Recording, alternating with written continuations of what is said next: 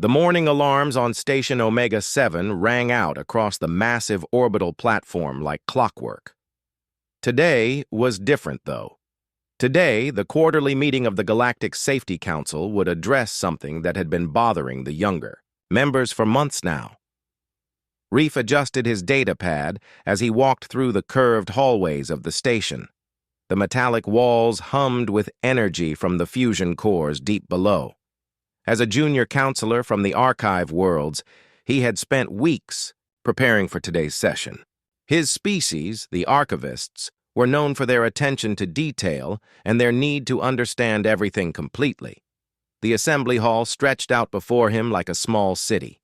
Hundreds of different species filled the tiered seating areas. The air recycling systems worked overtime to maintain atmosphere suitable for everyone. Some delegates wore breathing apparatus, others sat in specialized environmental pods. The diversity was stunning. Yet somehow they all managed to work together under one set of rules. Director Thane stood at the central podium, his crystalline form catching the light from above. His voice carried easily through the translation. Systems. Today we review the Universal Safety Protocols. These regulations have kept our civilization safe for over 1,000 years. Reef had memorized these protocols during his training. No civilian vessel could exceed certain acceleration limits. No industrial operation could ignore atmospheric safety standards. No research team could investigate dangerous phenomena without proper containment procedures. The rules existed because every species had learned hard lessons about what happened when safety was ignored. The Corvani had built ships that moved too fast and created black holes. The Pelagians had tried to change planet atmospheres too quickly and killed billions. The Centauri had experimented with dangerous energy sources and wiped out their entire home system. Each tragedy had added new rules to the ever-growing list of things that were absolutely forbidden. Moving to Section 7, Director Thane continued, we have several updates to mining regulations and atmospheric processing guidelines. Massive screens around the hall displayed the new rules. Everything was carefully measured and tested. Risk assessments filled hundreds of pages for even simple procedures. Then something caught Reef's attention. Buried in the middle of a routine. Administrative update was a single line that made no sense. Exception Protocol 7 Alpha. Humans exempt from standard safety limitations pending further review. Reef blinked and read it again. Humans were exempt from safety limitations? That couldn't be right. Every species followed the same rules. It was the foundation of galactic civilization. Without universal safety standards, chaos would return to the galaxy within years. He looked around the assembly hall to see if anyone else had noticed. Most delegates were checking their personal devices or talking quietly with their assistants. The older council members seemed completely unbothered by the announcement. Only a few junior representatives like himself appeared confused. Director. Thane moved on to the next item without explanation. Industrial waste disposal protocols were updated. New guidelines for space station construction were approved. Standard administrative business continued as if nothing unusual had happened. During the break, Reef approached several senior council members. He found Councilor Vega, a wise old representative from the Centauri Alliance. Her species had been part of the Safety Council since its founding.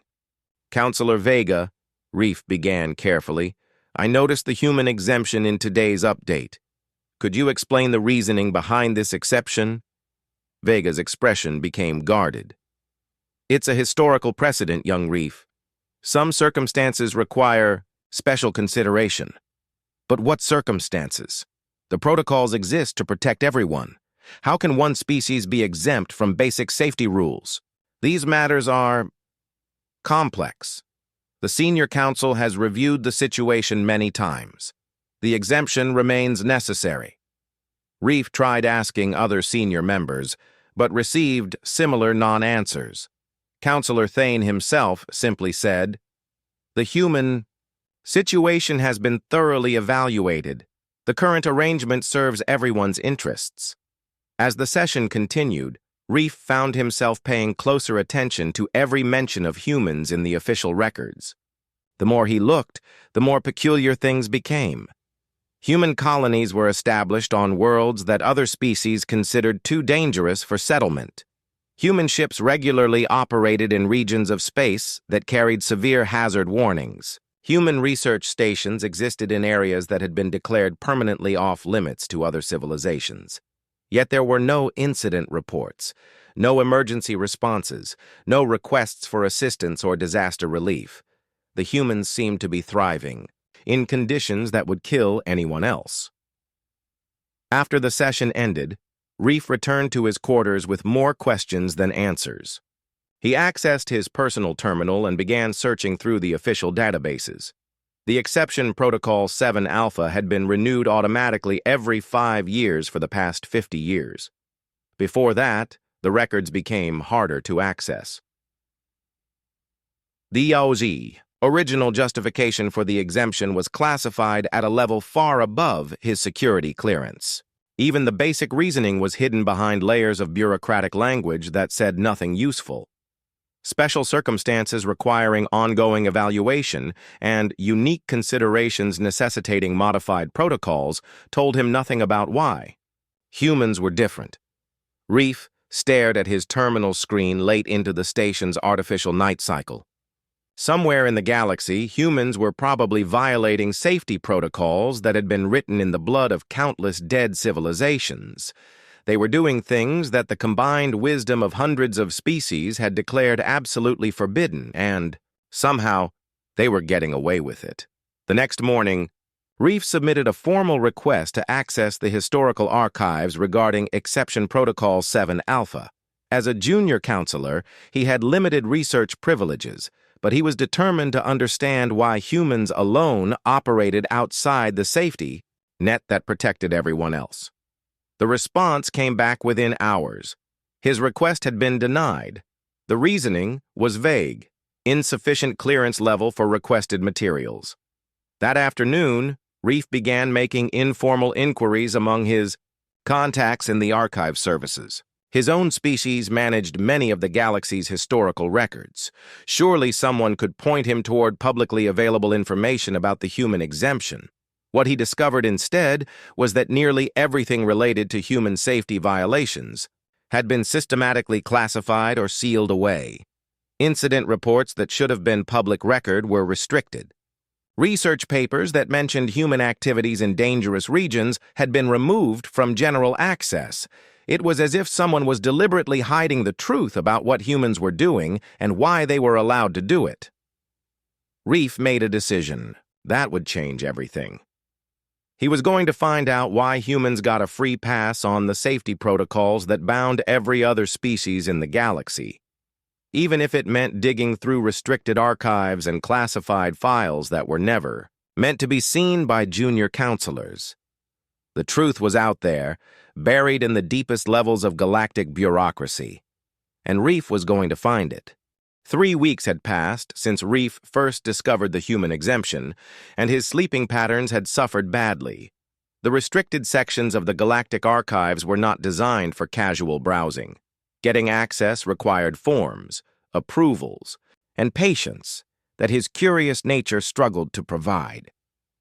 The archive chambers stretched deep into the core of Station Omega-7, where temperature and humidity were kept constant to preserve records spanning millennia.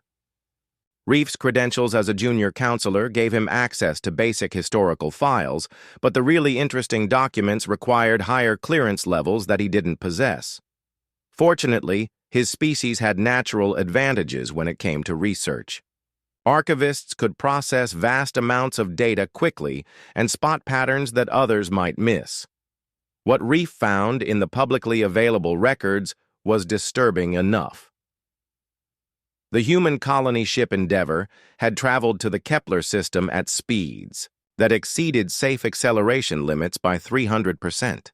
The official report noted this violation, but took no action. The reasoning given was cultural considerations regarding time-sensitive social obligations. Reef discovered through cross-referencing that the humans had claimed they were running late for a birthday party. A birthday party. They had risked catastrophic structural failure and the lives of 10,000 colonists because they didn't want to miss a birthday party. Mining operations on Titan 7 showed similar patterns.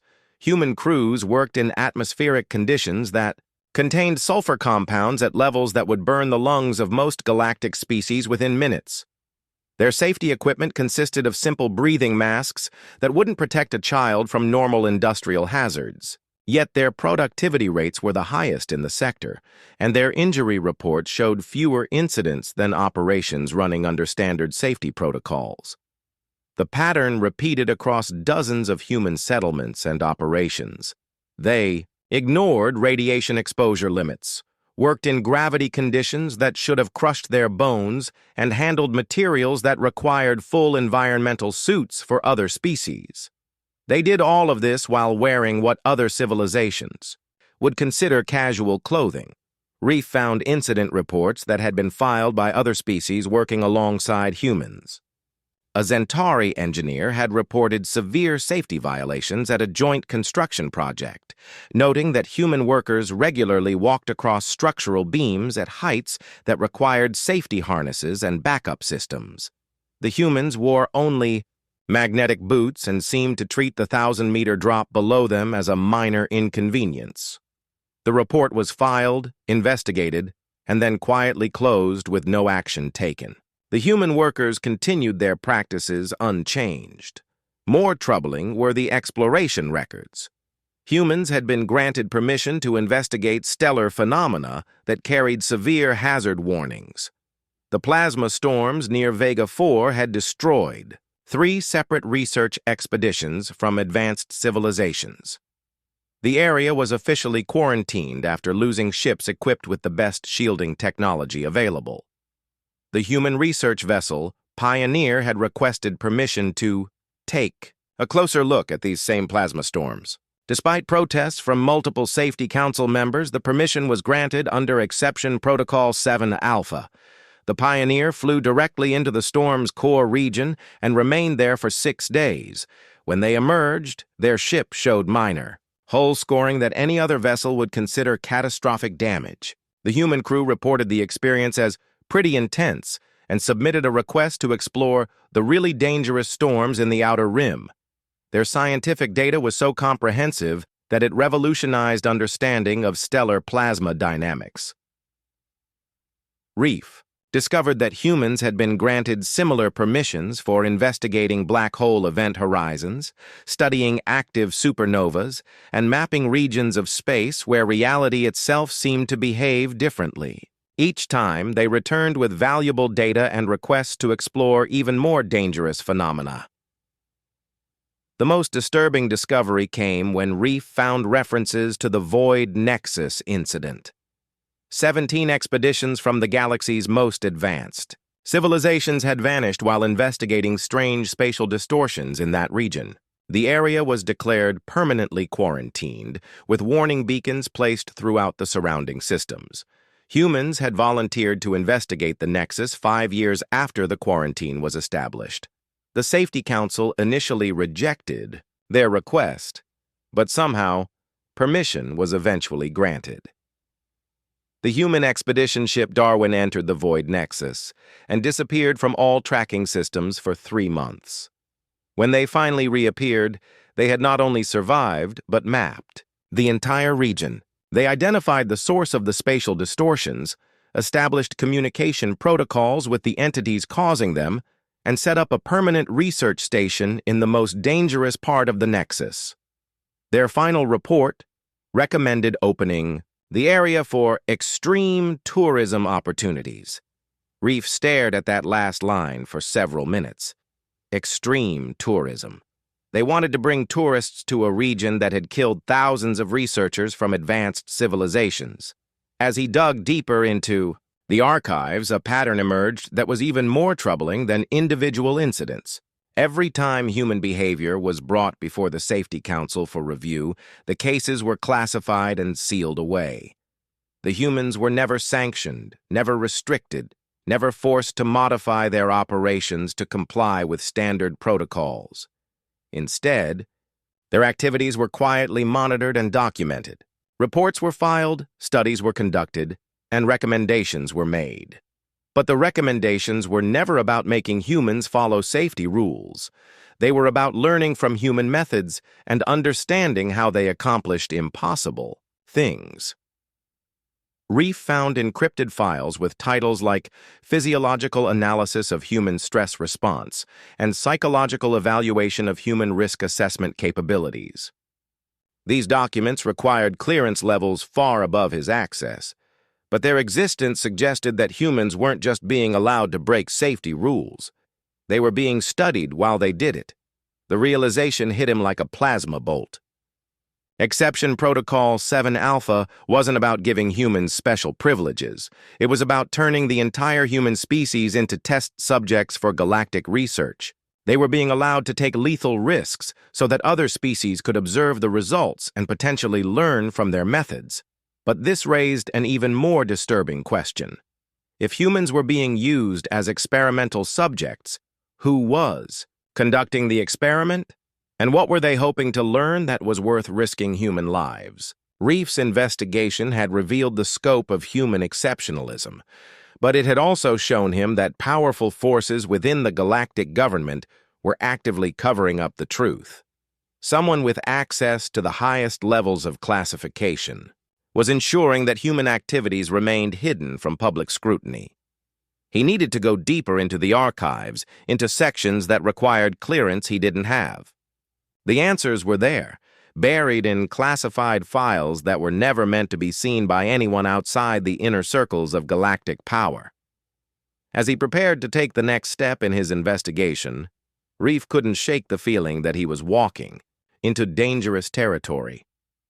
The safety protocols existed for good reasons, and people who ignored them usually ended up dead. But humans seemed to thrive on danger.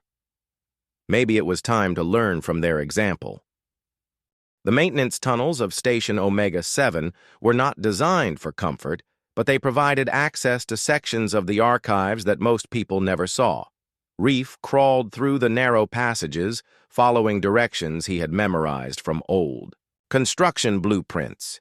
His plan was risky, but his official requests for higher clearance had been denied 3 times now. The founding archives were located in the deepest level of the station, protected by multiple security layers and restricted to only the highest-ranking officials. These records predated the current Safety Council by centuries and contained the original documentation from the early days of galactic civilization.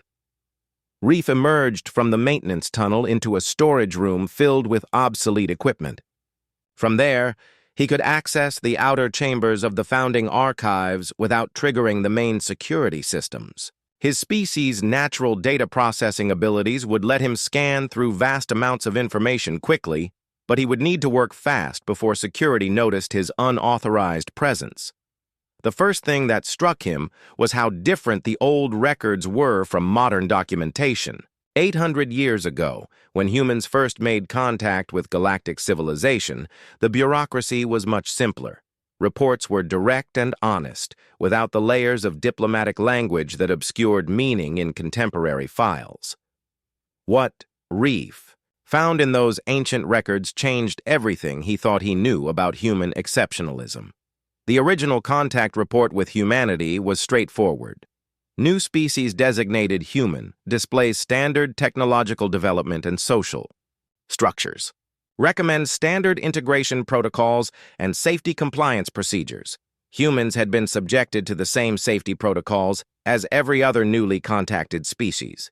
The results, documented in painful detail, had been catastrophic for galactic understanding of risk and survival. The first incident involved a human research vessel called the Curiosity.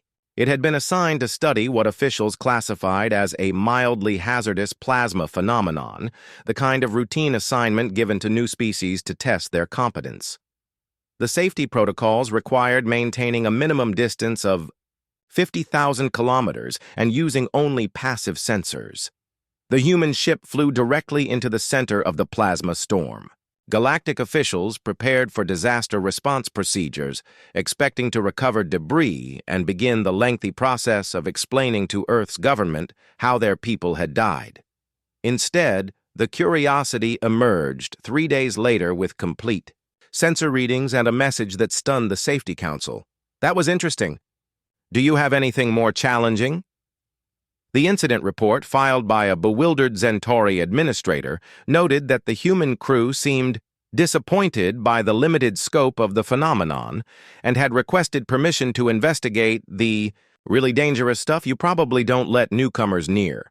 Similar incidents followed in rapid succession. Humans were given safe colony worlds to settle, planets that had been carefully selected for their lack of dangerous wildlife, stable geology, and mild weather patterns. Within months, the human colonists had deliberately introduced predatory species to make things more interesting, modified their atmosphere to higher oxygen levels that should have been toxic, and built their primary settlements directly on active fault lines because the views are better on the unstable ground. Not only did these colonies survive, they thrived beyond all expectations.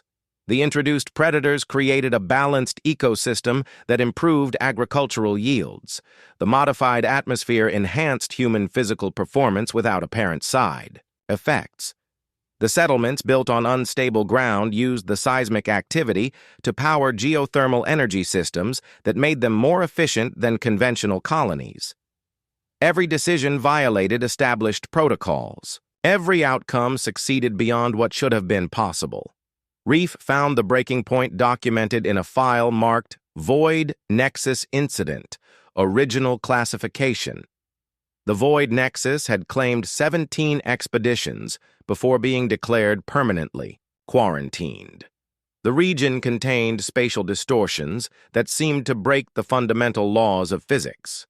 Ships entering the area simply vanished, leaving no trace and no explanation. The official quarantine had been in place for 30 years, when humans requested permission to investigate. The Safety Council's initial response was predictable. Absolutely not.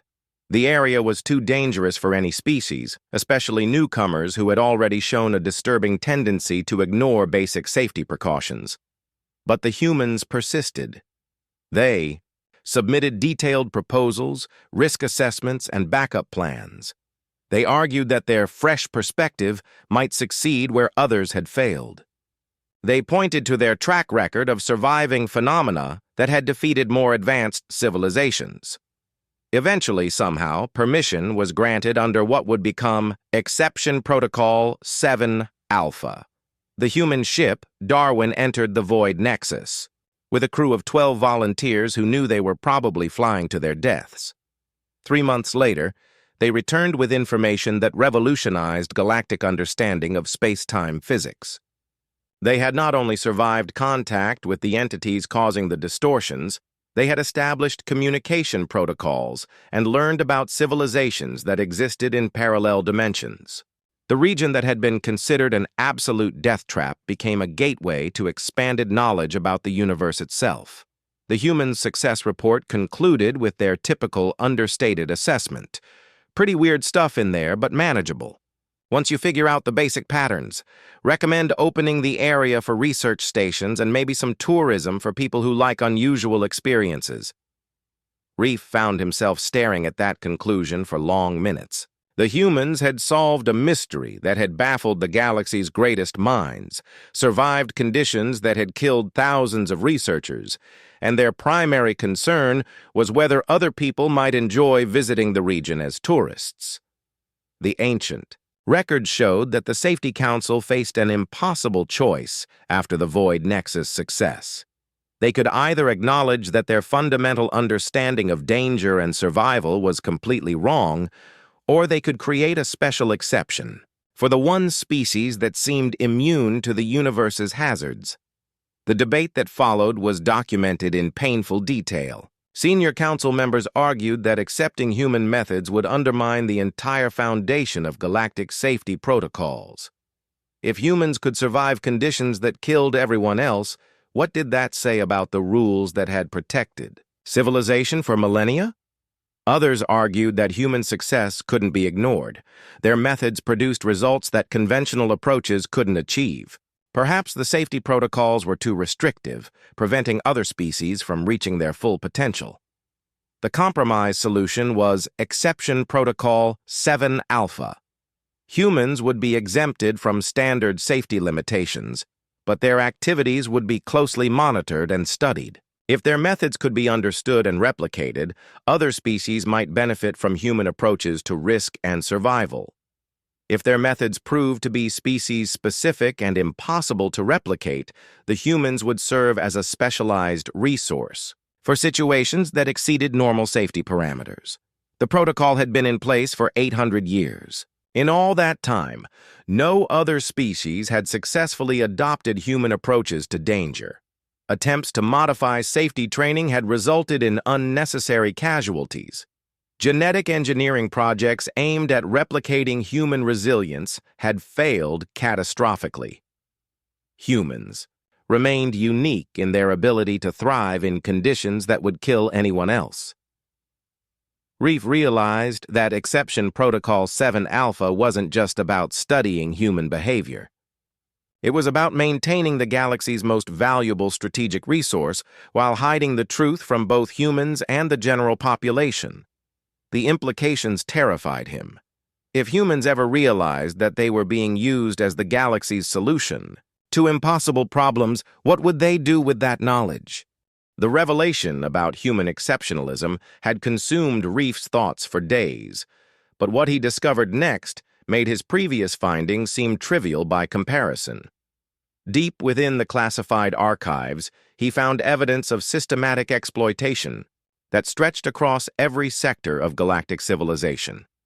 The Emergency Response Corps headquarters on Station Omega-7 displayed banners representing 200 member species, but the duty rosters told a different story.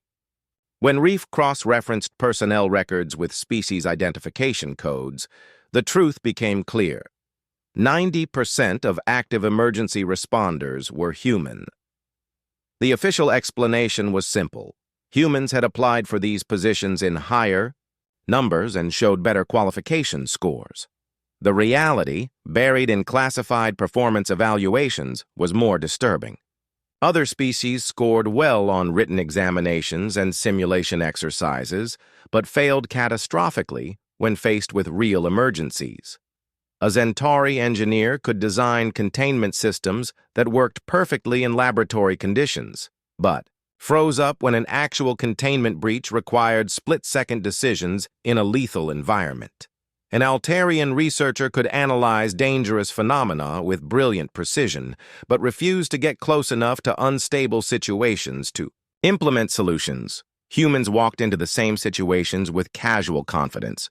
They made intuitive decisions that saved lives and solved problems that defeated more intelligent and better-equipped specialists from other species.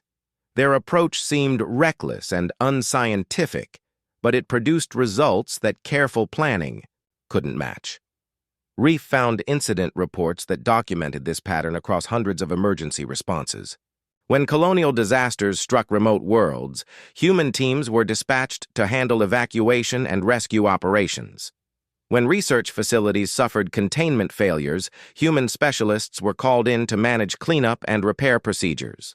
When ancient alien artifacts began exhibiting dangerous properties, human xenoarchaeologists were the only ones willing to study them directly.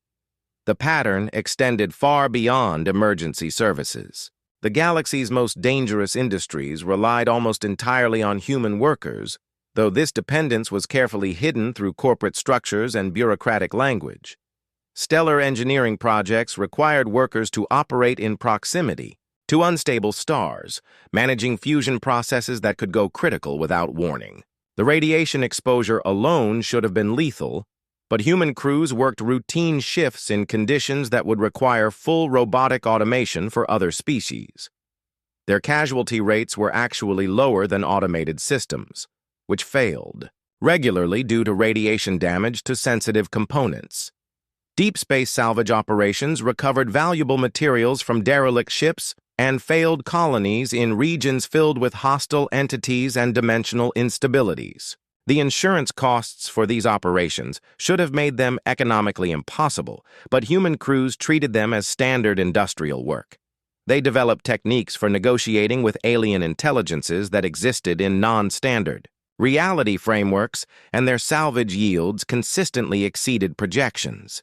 Exotic matter research involved handling substances that had killed thousands of researchers from other species. The materials required for advanced technology could only be processed under conditions that violated every known safety protocol. Human scientists worked with these substances using protective equipment that other species would consider inadequate for handling common industrial chemicals. The most disturbing discovery came when Reef found references to something called the Reserve Protocol. The classification level was so high that even his unauthorized access couldn't reach the full documentation, but fragments of information painted a terrifying picture. The Reserve Protocol treated humanity as the galaxy's ultimate fail-safe system. In the event of existential threats that exceeded normal containment capabilities, the protocol authorized the deployment of human assets with complete exemption from all safety limitations. The authorization included permission to use methods and technologies that were normally forbidden under any circumstances. Reef found evidence that the Reserve Protocol had been activated 12 times in the past century. The public records showed only successful containment operations by specialized response teams, but the classified fragments suggested scenarios that threatened multiple star systems. Runaway nanotechnology had escaped from research facilities and begun converting matter into self-replicating systems that could have consumed entire planets. Artificial intelligences had broken free of their containment systems and started spreading through galactic communication networks. Reality warping experiments had created expanding zones where the fundamental laws of physics no longer applied. Consistently, each crisis had been resolved by human teams operating under Reserve Protocol authorization. The methods they used were so classified that even the outcome reports were heavily redacted, but the results spoke for themselves. 12 potential galactic catastrophes had been contained with minimal public awareness and no lasting damage to inhabited systems. Reef realized that humanity wasn't just being used as emergency responders or dangerous industry workers. They were the galaxy's secret weapon against threats that could destroy civilization itself. Every other species in the galaxy depended on human willingness to face dangers that would annihilate anyone else. But this dependence created a terrifying vulnerability. Humanity was a relatively small population compared to the galaxy's billions of inhabited worlds. They were concentrated in a few dozen systems, mostly on the outer rim where they had established their colonies. If anything happened to disrupt human civilization, the galaxy would lose its primary defense against existential threats. Worse, humans seemed completely unaware of their unique position.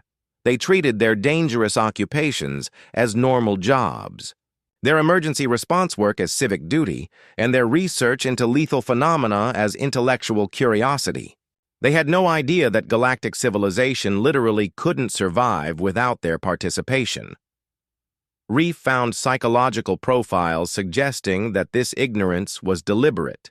Human culture emphasized individual achievement and exploration, values that made them naturally suited for dangerous work. If they realized they were being systematically exploited as expendable resources, their cultural attitudes might change in ways that would make them unsuitable for the roles they filled.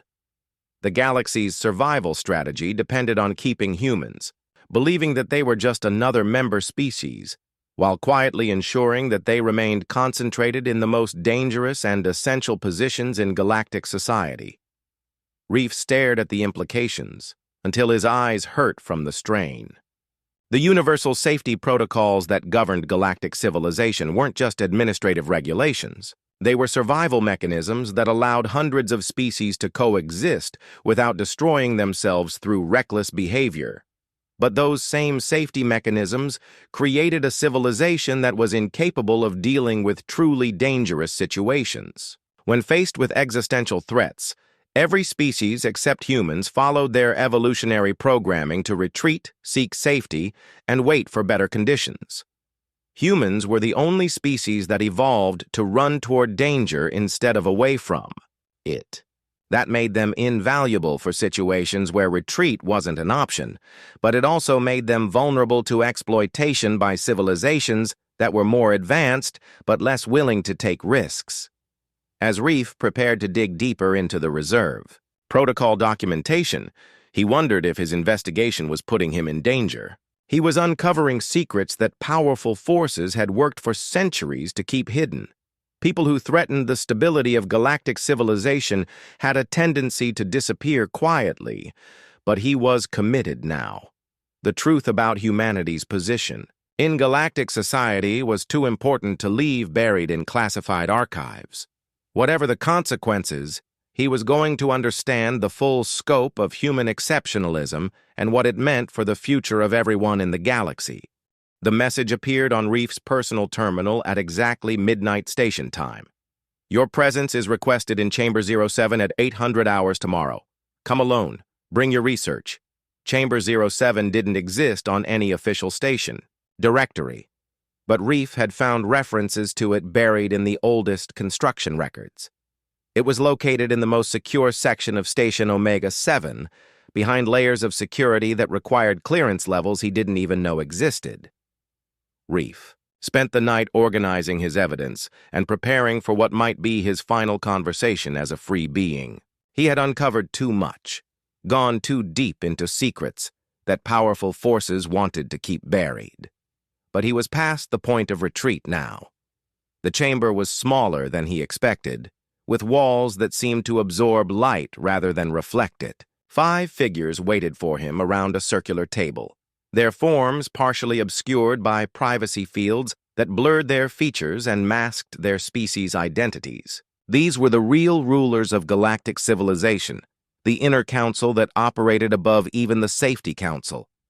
Junior Counselor Reef, the center figure, spoke with a voice that carried artificial harmonics to prevent identification. You have been conducting unauthorized research into classified materials. This behavior could be considered a threat to galactic security. Reef placed his data storage device on the table. I've been trying to understand why humans are exempt from the safety protocols that govern everyone else. What I found suggests that Exception Protocol 7 Alpha is just the visible part of something much larger. And what conclusions have you reached? The question came from the figure on the left, whose outline suggested a species Reef couldn't identify. Humans aren't getting special privileges. They're being used as expendable resources for situations too dangerous for anyone else to handle. The galaxy has become dependent on human willingness to face lethal conditions, but this dependence is hidden from both humans and the general population. Silence filled the chamber for long moments. When the center figure finally spoke, the artificial harmonics couldn't completely hide a tone of resignation. Your analysis is essentially correct, though incomplete. The situation is more complex than you understand. Privacy fields flickered and dissolved, revealing the true faces of galactic power. The center figure was ancient beyond measure, a being from a species so old that their homeworld had been destroyed by stellar collapse millions of years ago. The others represented civilizations that had achieved spaceflight when Reef's own species was still learning to use tools. We are the survivors, the ancient being continued. Every species that achieved galactic civilization did so by learning to avoid danger, to calculate risks, and to retreat when faced with potentially lethal situations. This caution allowed us to survive long enough to build the safety protocols that govern modern society. The figure to the right, a crystalline entity that pulsed with internal light, took up the explanation. But survival strategies that work for individual species become limitations when applied to galactic civilization. There are threats in the universe that cannot be avoided or contained through careful planning. When faced with such threats, cautious species have only one option: extinction. Humans evolved differently. said a third figure, whose form seemed to shift between states of matter. Their homeworld was hostile in ways that forced them to develop not just intelligence, but resilience. Where we learned to avoid danger, they learned to adapt to it. Where we built better defenses, they built better recovery systems. Reef found himself leaning forward despite his fear. So you decided to exploit this difference. We decided to survive, the ancient being corrected. The first crisis that required human intervention occurred 200 years after first contact. A research station experimenting with dimensional manipulation created a growing zone of altered reality that threatened to consume the entire system. Our best scientists calculated that any attempt to enter the affected area would result in immediate death. Humans volunteered to investigate, the crystalline entity continued. They walked into conditions that our models said would kill them instantly. Not only did they survive, they found a way to communicate with the entities that existed in the altered reality zone. They negotiated a solution that saved millions of lives. After that, the pattern established itself. The shifting figure added, "Every time we faced threats that exceeded our safety parameters, humans found ways to survive and succeed where we could not.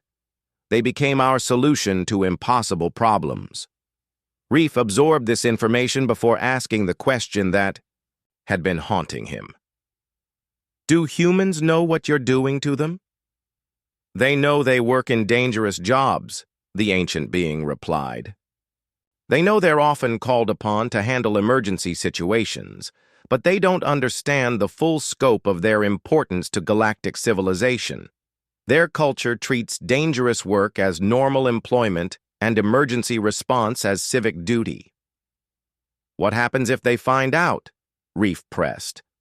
"What happens when they realize they're being systematically placed in positions where they're expected to die for the benefit of species that won't take the same risks?" The chamber fell silent again. When the crystalline entity finally answered, the words carried the weight of centuries of careful planning. "That is the question that has driven our policy for 800 years. Human culture emphasizes individual achievement and exploration. These values make them naturally suited for the roles they fill, but only as long as they believe they're choosing those roles freely. If humans realized they were being exploited," the shifting figure continued, "their cultural attitudes might change in ways that would make them unsuitable for dangerous work. They might become cautious like the rest of us. They might demand safer working conditions or refuse assignments that carry high casualty rates. And then we would all be vulnerable to the next existential threat," the ancient being concluded.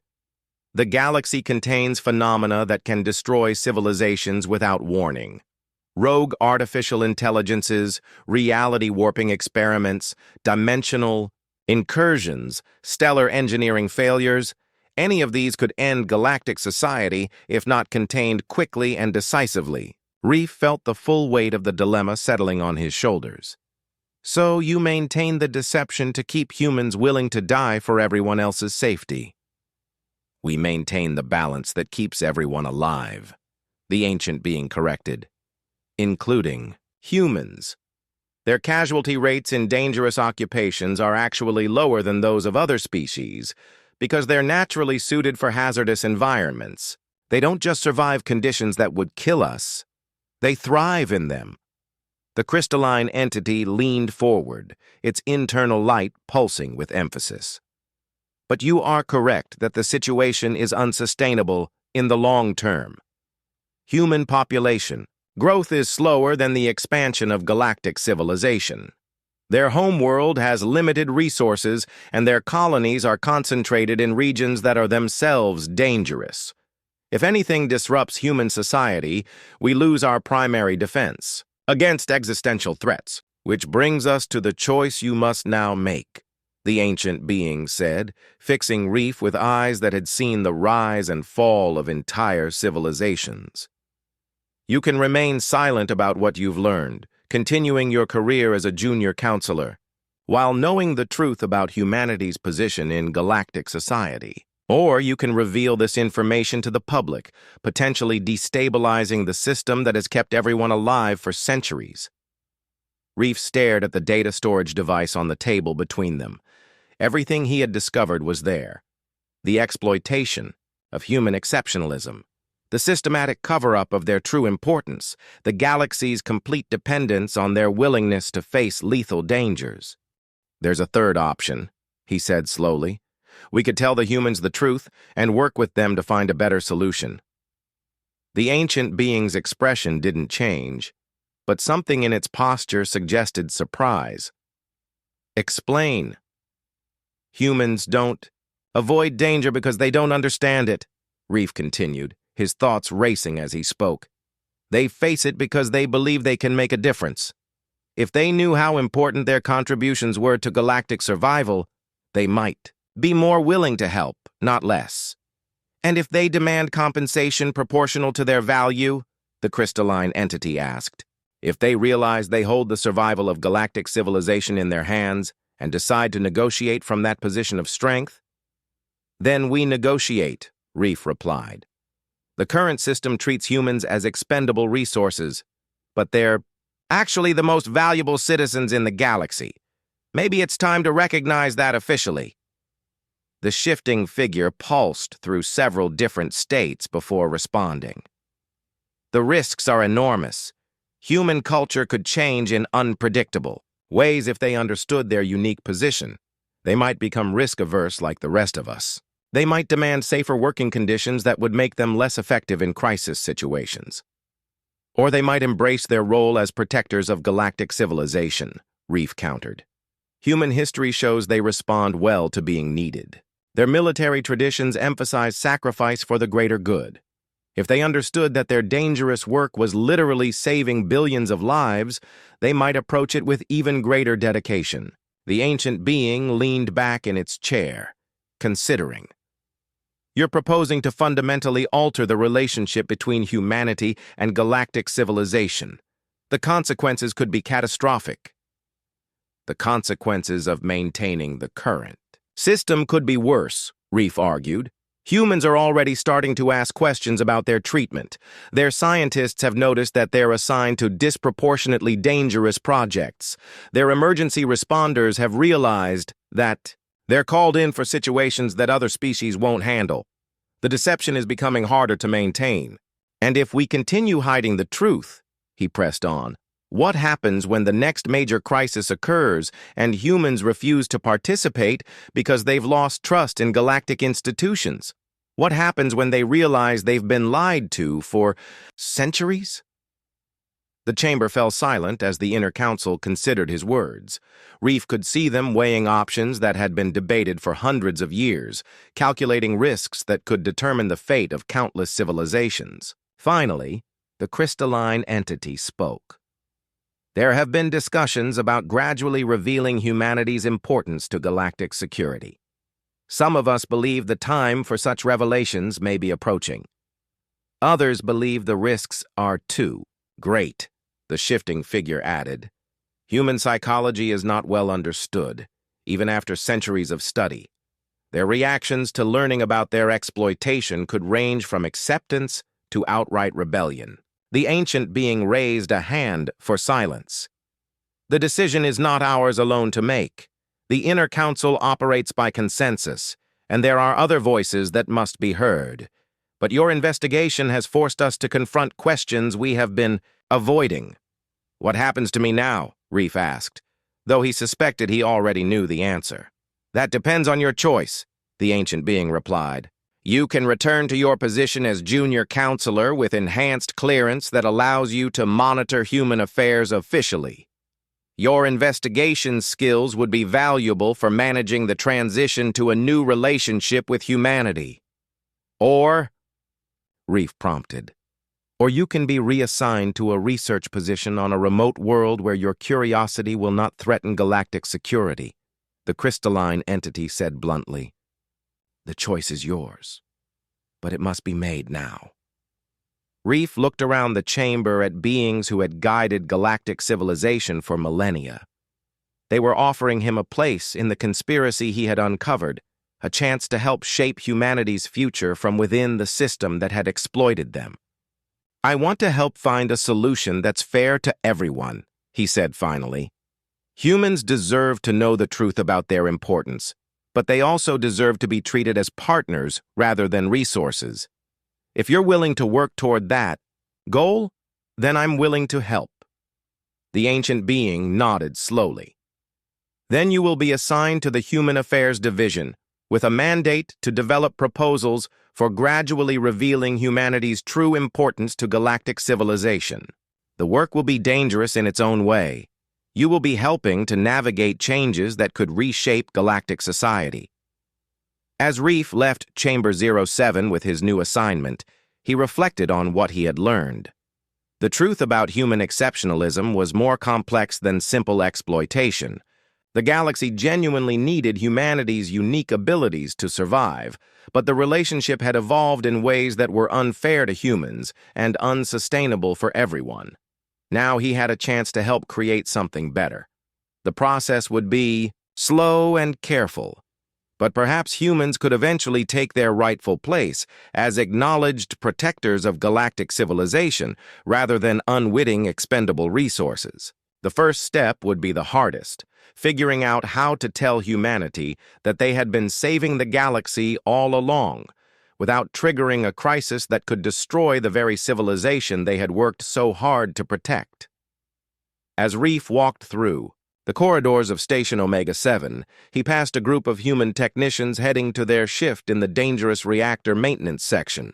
They were laughing about something, completely unaware that their routine work was keeping the station operational under conditions that would kill most other species. Soon, if everything went according to plan, they would know the truth about their importance. They would understand that their willingness to face danger had been the foundation of galactic peace for centuries, and hopefully, they would choose to continue protecting the civilization that was finally ready to acknowledge their value.